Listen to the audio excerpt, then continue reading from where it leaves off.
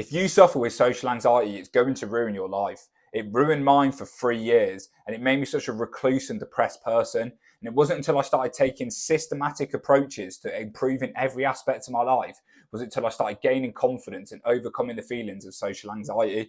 So in this video, I'm going to show you the 7-fold path I took to gaining confidence and overcoming social anxiety. If you follow each one of these steps, and if you dedicate yourself to overcoming the feelings of social anxiety, you'll start gaining confidence that is incomprehensible to what you thought was possible. Yeah, I'm absolutely and utterly confident because I'm absolutely and utterly competent. So take notes, take action, and here is the 7-fold path to overcoming social anxiety.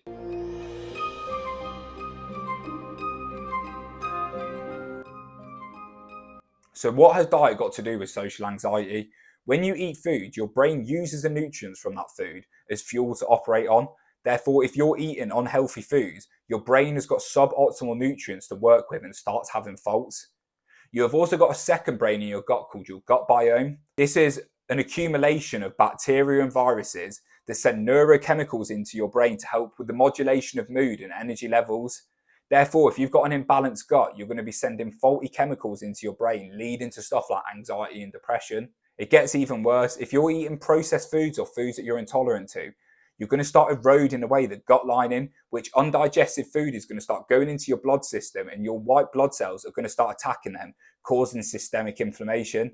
This systemic inflammation then leads to the increase in stress hormones like cortisol and adrenaline, and these are linked with an increase in anxiety and depression. So you can see how the food you eat really affects how you feel. No, diabetes has For example, the feel-good chemical serotonin, 95% of that is produced in your gut. So if you've got an imbalanced gut biome, you're going to be producing less serotonin and your brain's going to be out of balance, leading to anxiety and depression.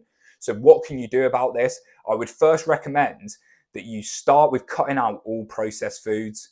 All these processed foods have got so much sugar in them and so many additives that they're causing systemic inflammation in your body and leaving you feeling more anxious. So cut out all processed foods, stick to whole foods, and allow your body to start digesting things that have been evolved to digest.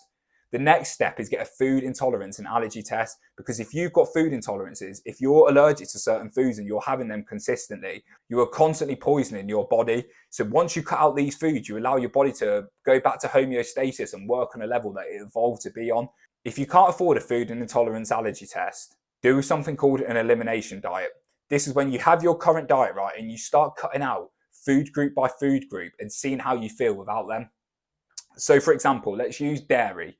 So eat your diet, but cut out all dairy, see how you feel for 2 weeks, and then introduce dairy back. And if you start getting inflammation, if you start getting health problems and more anxiety, then you know that you're intolerant to dairy. And you can do this on more of an extreme level by cutting out all the food groups that people are commonly intolerant to. So eggs, nuts, gluten, dairy, wheat. Cut out all these and see how you feel, right? And then one by one, start bringing in each individual food group.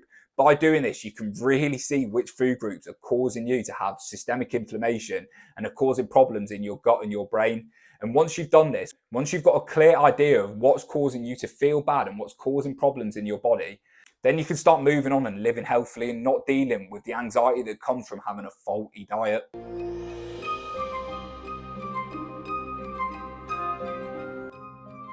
Facing discomfort. I know when you suffer with social anxiety, this is the last thing you want to do, but it is the most important step. I'm overpowering myself every day. So currently, when you go into a social situation, your brain has learned to associate that situation with the feelings of anxiety, the increased heart rate, the brain fog, the sweatiness, the panicky nature.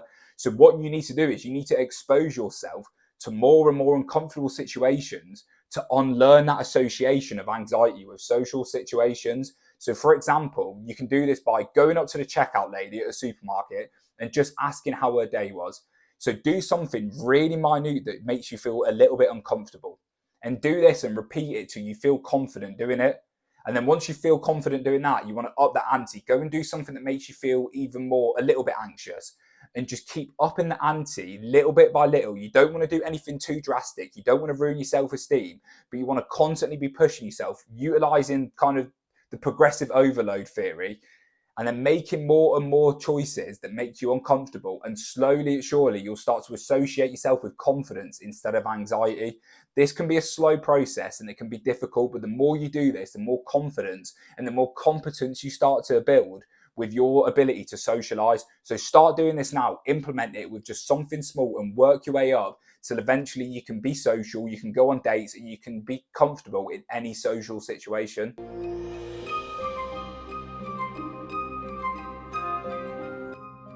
Social media. Right, our brains have not evolved in 300,000 years. We are exactly the same. The physiology of our body and our brain is exactly the same as a hunter-gatherer 300,000 years ago. So what has this got to do with social media? So think about it, right? When we was hunter-gatherers, when we was evolving, we only had to compare ourselves to 100 people. And comparison was an important thing when we was evolving, because we had to work out where we are on the social hierarchy to adapt our behaviors to help us survive. So for example, if we had a really confident, muscly, big leader, we would want to be friends with them because they would help us have access to more resources and give us a higher social appearance to the rest of the tribe, leading to more mates and more resources and a better chance of passing on our genes. But this affects us in the social media era because we've got so much access to so many people, and we've evolved to be constantly comparing ourselves, that now we are comparing ourselves to not just 100 people, but millions. Every time you go on Instagram, you scroll through, right, you see 6 people with a 6-pack, 6 people with Ferraris, you see multi-millionaires. And it's not good for your self-esteem to constantly be comparing yourself to these people. When you go out into a city, when you go out in your town, you don't see the top tier males. You see mostly normal people, and therefore that helps your self-esteem and you feel better in the social hierarchy. But when you go on social media, the top 1% has been made out to be the normality. So when you're not that top 1%, you're constantly comparing yourself to the top tier percent of people. And you've also got to remember that social media, especially like Instagram and TikTok and that, it's just a highlight of people's lives. It's not actually their lives. So you're comparing your mundane, boring life to the highlights of others. So people's lives are constantly looking better. They're constantly looking better than what they actually are. So you need to stop, you need to get off social media and allow yourself to have a self-esteem and be grounded in reality. Also, social media companies have learned to biohack your brain. They have hijacked your dopamine receptors, which is the motivation hormone, to get you as addicted as possible to their platforms. This is making you unable to concentrate and is constantly making you stuck in thought. And when you're stuck in thought, when you're not in the present moment, you're more easily to get stuck in anxious thoughts. And anxious thoughts are fed by the comparison from social media and day-to-day living, and then you're constantly stuck in your head and feeling more anxious. So if you come off social media, if you stop scrolling through TikTok, if you stop scrolling through your Instagram, you're not only going to stop comparing yourself to other people as much, but you're also going to have a better ability to concentrate and learn to dissociate away from your anxious thoughts and feelings. There is nothing better than you can do than come off social media. So start taking back control of your life and stop wasting the one precious, valuable time you have on this earth consuming instant gratification and feeding in to the greed hungry money companies of social media.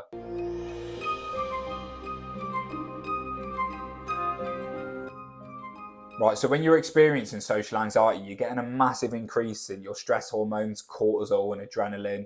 And one way to kind of down-regulate these stress hormones and bring a more balanced hormones and chemicals into your system is to exercise. The more you exercise, the more you promote good neurochemicals that make you feel good and feel better, the more serotonin you'll get and the more relaxed you'll feel and confident in yourself. And it's also not just the physiological effects, but the actual thought of going into the gym, pushing past your limits, and then getting really uncomfortable in the workout. So when you're pushing yourself to failure, you're at the point where you want to give up, you want to quit, and that is really difficult. But once you come out of the gym, every other situation that might be perceived as difficult is no longer difficult because you've been into the gym and pushed your body to the absolutely limits. So the more you practice uncomfortable things like going to the gym and doing a hard workout, the easier it will be to go into a social situation and push past the barriers of anxiety, to go and approach that girl, to go and speak to that person, because that resistance that you get won't be as hard as the resistance you've had to lift them weights or get yourself to the gym. Honestly, the gym has absolutely changed my life. Building a good physique was the best thing I ever did. And it's a pursuit I will carry on for the rest of my life. And it's such a good hack just to build up your self-esteem, get some self-confidence, and also build up a community of like-minded people. Like, you go to the gym and you respect everyone that's in there because you know they're on the grind, and people respect you. And through that, you get into more social situations and you get more friends, which will make you more confident in the process. So I cannot recommend enough just getting into the gym and getting a good community of like-minded people who want to push themselves and be the best selves possible.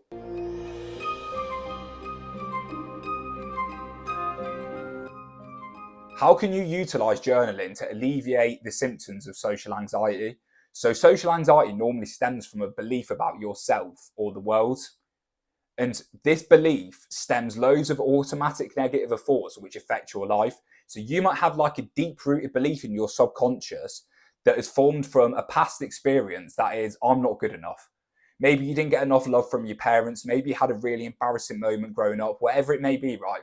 You've got this belief that you're not good enough. And out of this belief stems a load of automatic negative thoughts. And these negative thoughts run your life and they change in different situations. So you go to the gym, right? And you see an attractive girl there. You want to go and speak to her, and you'll get the automatic negative thought that I'm not good enough to go and speak to her. What about if she thinks I'm weird? But that automatic negative thought is rooted in the belief that you're not good enough. So how can you use journaling to get over these beliefs? What you want to do is, right, you want to journal about a situation that makes you anxious. So go about your days and notice when you get anxious, right? So this might be talking to a girl, this might be talking to an old school friend, going into the gym, whatever it may be. And you want to write about that situation. Write, why does it make you anxious? So I went to the gym today and got anxious. Why did you get anxious? And then you come up with an answer. And this will be an automatic negative thought. And then you want to question that automatic negative thought. So then ask why you got that automatic negative thought. And then you'll get another thought. And then keep asking why. And eventually you'll trim down all the automatic negative thoughts and get to the belief. So I like seeing the belief as like the stem of the tree, right? And all the automatic negative thoughts are the leaves and the branches. You want to cut off all the branches, cut off all the leaves and get to the stem. And then once you realize what the belief is, what the stem of the tree is, you want to start pulling out. You want to start deep rooting that belief and replacing it with something else. You want to plant a seed of a positive belief. And you can do this by, once you know what the belief is, you can start disproving that belief. You can rather do this by using rationalization and logic and proving that belief is false, or you can do it by actually exposing that belief to situations that prove it wrong. You can go and achieve loads of goals. You can go and do things that make you uncomfortable. And the more you prove that you're competent at things, the more you'll start to disprove that belief. But what you need to do is first, you need to journal and get down to what that belief is. And that self-awareness, that realizing that you've got this belief that's controlling your life, will allow you to digest that and start making the actions that can help you overcome that belief and plant it with a new, more positive one which will positively impact your social anxiety.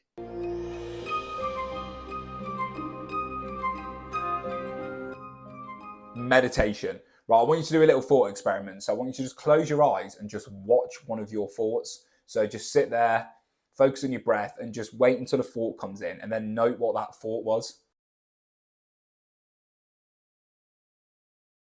Now, if you could observe that thought, surely that means that you're not that thought. So every time you get an anxious thought, you get in a feeling of anxiety, if you could learn to do that, if you could learn to sit back and observe that feeling, observe that thought, that means you're not anxious because you were just observing it instead of embodying it. And that is the whole point of meditation and how it impacts the way you react in your life to anxiety.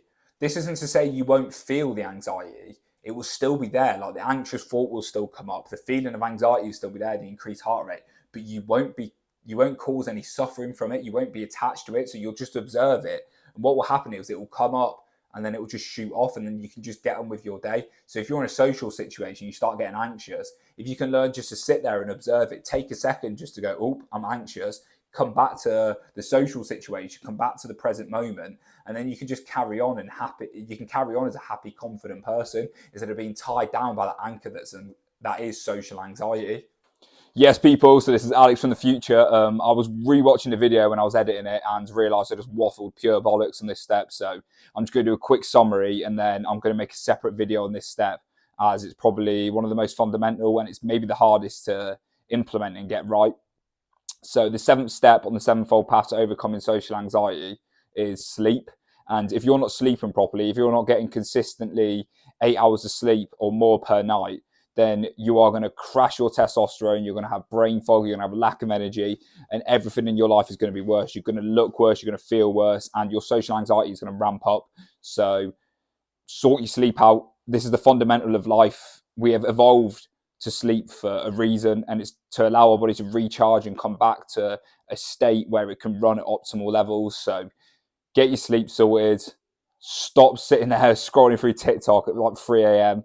and actually go bed on a proper time, wake up on a proper time, and sort your sleep out. So if you like this video, guys, make sure you like, comment, and subscribe. If you want to see more, just let me know in the comments. And yeah, I'll see you all in the next video. Oosh.